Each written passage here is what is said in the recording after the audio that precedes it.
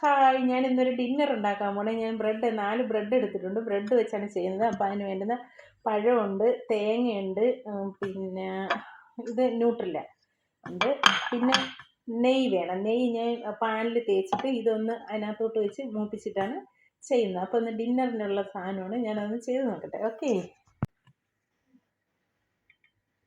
Pan അടുപ്പിൽ നല്ല ടേസ്റ്റുള്ള സാധനമാണ് കേട്ടോ. എന്നിട്ട് നമുക്കിത് പാനിലോട്ട് വെച്ച് മുരിച്ചെടുക്കാം. നല്ലതുപോലെ മുരിച്ച് എടുക്കണം.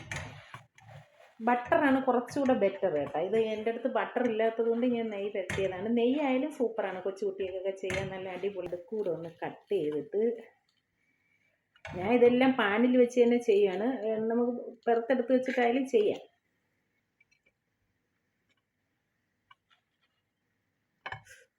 കൈ വെന്ത് ഗെയ്സ്, എനിക്കുള്ള നല്ല അടിപൊളി ബ്രെഡ് കൊണ്ടുള്ള നല്ല അടിപൊളി ഡിന്നറാണ് കേട്ടോ. നമുക്ക് 2 പേർക്കുള്ള ഡിന്നറാണ്. അപ്പോൾ നല്ല